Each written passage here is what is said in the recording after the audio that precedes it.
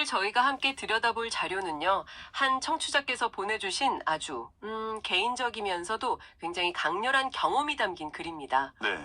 제목이 육지 칩 이식과 투시 공포의 실체인데요. 제목부터가 심상치 않네요. 그렇죠.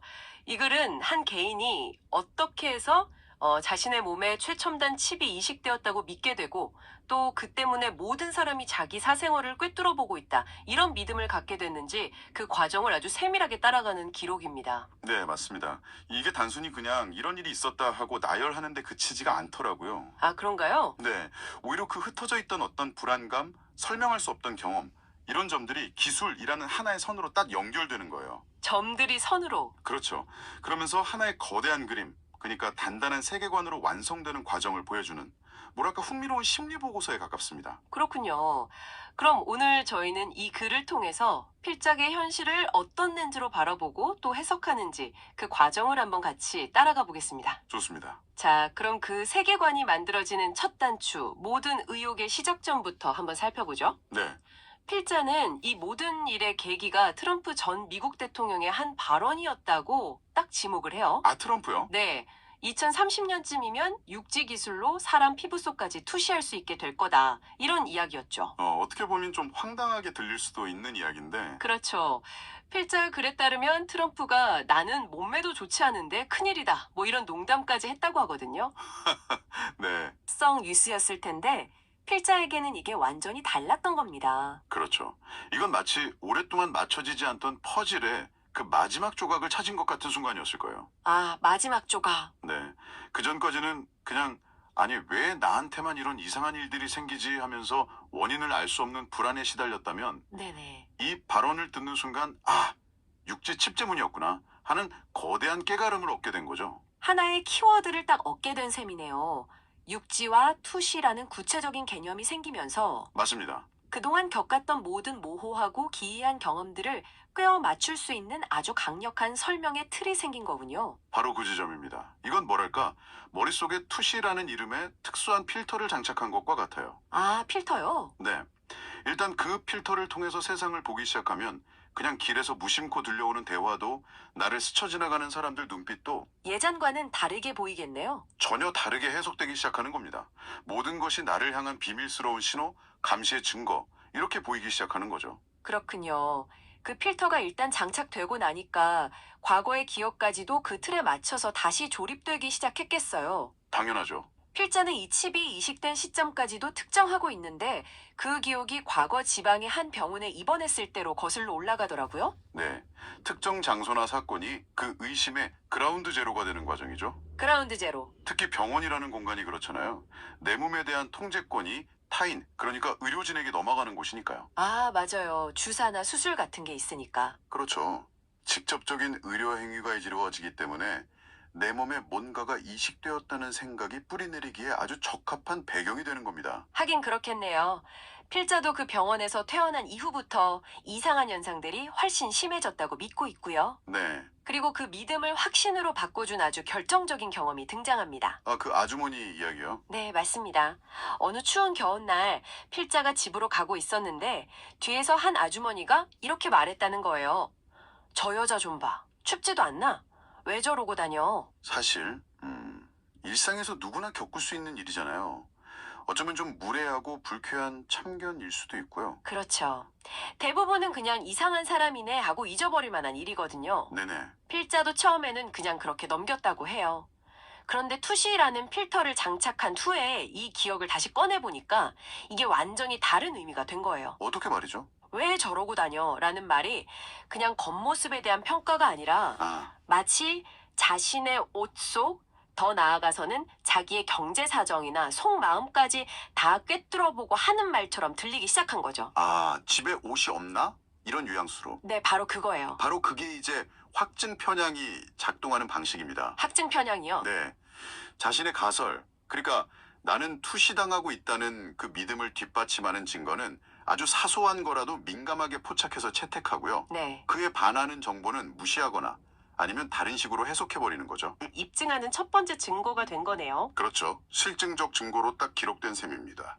자, 이렇게 하나의 믿음 체계가 서서히 자리를 잡아가는데 이제 이야기는 필자의 경험 중에 가장 구체적이고 극적인 사건으로 넘어갑니다. 네, 어린이집 이야기죠. 맞습니다. 시점은 2016년 필자가 서울의 한 어린이집에서 보육교사로 일할 당시예요. 여기서 필자는 스스로를 전파무기 피해자이자 MK 울트라 프로젝트의 피해자라고 소개하는데요. 이 용어들이 좀 생소하게 들리실 수도 있겠네요. 네, 간단히만 짚고 넘어가는 게 좋을 것 같습니다. 전파 무기는 말 그대로 특정 개인을 공격하기 위해서 전자기파 같은 보이지 않는 무기를 사용한다는 믿음이고요. 네. MK 울트라는 실제로 1950년들부터 CIA가 진행했던 불법적인 정신통제 실험 프로젝트 이름이거든요. 아, 실제로 있었던 거군요. 네, 실존했던 프로젝트입니다. 지금은 이 두 용어가 합쳐져서 어떤 거대한 세력이 보이지 않는 기술로 개인의 정신과 신체를 통제하고 있다는 그런 음모론의 핵심적인 상징으로 사용되고 있습니다. 그렇군요. 그러니까 필자는 이미 이런 배경 속에서 자신을 인식하고 있었던 거네요. 바로 그렇죠. 자신을 둘러싼 세상이 평범하지 않고 보이지 않는 공격과 감시가 일상이라는 인식을 갖고 이 어린이집 사건을 봐야겠네요. 네, 그게 중요합니다. 사건은 이렇습니다. 필자가 오후 당직으로 아기들을 돌보고 있었는데 자신을 가해하는 세력이라고 믿는 동료 교사 2명과 함께 있었어요. 네, 그때 한 아기의 부모가 아이를 데리러 왔죠. 아빠가 교실 문을 여는 바로 그 순간 필자는 교실에 뭔가 번쩍하는 느낌이 들었다고 아주 감각적으로 묘사를 해요. 번쩍하는 느낌. 물리적인 빛이라기보다는 뭐랄까 지금부터 비정상적인 일이 벌어질 거라는 일종의 신호탄처럼 느껴졌을 거예요. 아, 그렇죠. 연극에 막이 오르기 전 조명이 탁 쳐지는 것 같은. 네, 그런 효과죠. 그 직후에 정말 기묘한 상황이 벌어집니다. 두 동료 교사는 갑자기 입을 꾹 다물고 어색한 침묵에 빠졌고 아기 아빠는 멋쩍게 문 앞에 서서 들어오지도 못하고 있었다고 해요. 굉장히 긴장된 순간이네요. 이 불편한 침묵을 깬 게 나이든 동료 교사의 한마디였습니다. 그녀가 불쑥 이렇게 말한 겁니다. 네, 그놈 참 실하다. 그놈 참 실하다. 어린이집 교실이라는 공간이랑 상황을 생각하면 정말 맥락 없고 기이하게 들리는 말이네요. 그렇죠. 듣는 순간 지금 저게 무슨 소리지 싶을 정도로요. 필자도 그 단어랑 분위기가 너무 당황스러웠다고 합니다. 그럴 만도 하죠. 옆에 있던 젊은 교사는 그 말을 듣고 웃음을 터뜨렸고요. 분위기가 이상해지니까 나이든 교사가 아기 말이야, 아기. 이 아기가 실하다는 거지 하면서 황급히 수습을 했지만 아, 이미 어색해진 분위기는 돌이킬 수 없었죠. 결국 부부는 서둘러 아이를 데리고 나갔다고 합니다. 여기까지는 뭐 그냥 좀 이상한 동료들의 해프닝으로 볼 수도 있을 것 같은데? 네, 그런데 사건의 본질은 그 부부가 떠난 뒤에야 드러납니다. 아, 필자의 해석에 따르면 두 동료 교사가 마치 아무 일 없었다는 듯이 방금 나간 부부에 대한 험담을 시작했다는 겁니다. 네, 대화 내용이 아주 구체적인데요. 남편이 저렇게 괜찮은데 여자가 바가지를 긁는다. 저 여자에게 과분한 남자다. 이런 식의 말을 했다는 거예요. 아니 그걸 어떻게 알죠? 필자도 그 바가지를 긁는다는 말을 듣는 순간 충격에 빠졌다고 해요.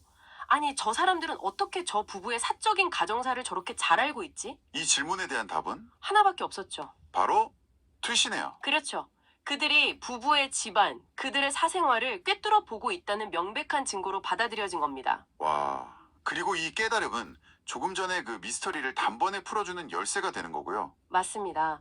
그놈 참 실하다는 말이 사실은 아기를 향한 말이 아니었던 거죠. 아, 아기 아빠. 네, 필자는 그 말이 문 앞에 서 있던 아기 아빠를 투시하고 던진 아주 부적절한 감상평이었다고 결론을 내립니다. 그러니까 번쩍하는 느낌과 함께 남편을 투시했고 네, 그에 대한 감상을 무심코 내뱉다가 들킬 것 같으니까 아기를 핑계로 교묘하게 둘러댔다. 완벽한 시나리오가 완성된 겁니다. 사건의 모든 조각들이 투시라는 하나의 그림으로 완벽하게 맞춰지는 순간이네요, 정말. 네, 어색했던 침묵, 기이한 말, 동료의 웃음, 그리고 그 부부의 사생활에 대한 험담까지 어느 하나 버릴 것 없이 모두가 그들이 특별한 능력을 사용했다는 증거가 되는 거죠. 와, 그리고 이 사건에 정말 섬뜩한 마침표를 찍는 대화가 이어집니다. 또 있나요? 네.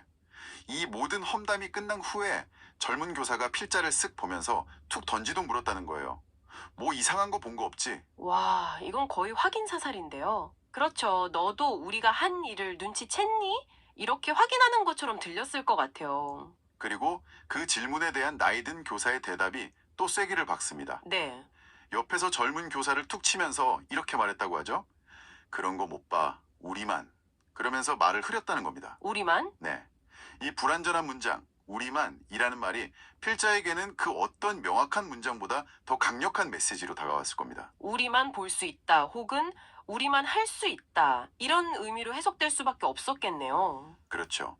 그들은 자신들만 아는 비밀스러운 능력, 즉 투시 능력을 사용하고 있고 자신은 그 능력에서 철저히 소외된 관찰자이자 피해자라는 사실을 확인시켜주는 대화였던 거군요. 맞습니다.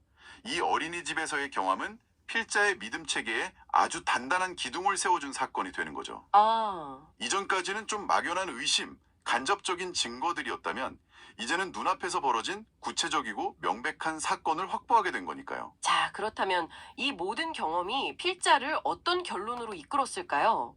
여기서 이야기는 개인적인 피해 경험을 넘어서서 훨씬 더 큰 차원으로 확장됩니다.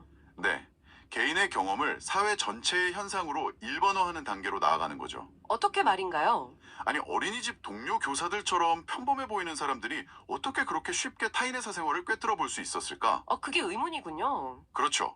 그 이유를 설명하기 위해서는 더 큰 전제가 필요했던 겁니다. 그 전제가 바로 대한민국 국민 전체에게 육지 칩이 이식되었을 수 있다는 아주 거대하고 충격적인 가설입니다. 네, 나뿐만 아니라 모두가 칩을 가지고 있기 때문에 누구나 잠재적인 가해자이자 피해자가 될 수 있다는 거죠. 그러면 그 어린이집 교사들은 그 칩의 기능을 활용하는 가해자 그룹에 속해 있었던 거고요. 필자는 그렇게 본 거죠. 이 거대한 가설을 뒷받침하는 마지막 증거로 필자는 V2K를 통해 들었다는 한 문장을 제시합니다. V2K요? 네, V2K가 보이스 투 스컬, 그러니까 머릿속으로 직접 소리를 전달하는 기술을 의미하는 용어라고 하는데요. 아, 필자는 이 기술을 통해서 다음과 같은 메시지를 들었다고 주장합니다. 온몸이 번쩍이며 투시가 된다. 그 여자뿐만 아니라 그 여자 주변 사람들도 마찬가지로 투시된다. 그 여자 주변 사람들? 이 구절이 결정적이네요. 맞습니다.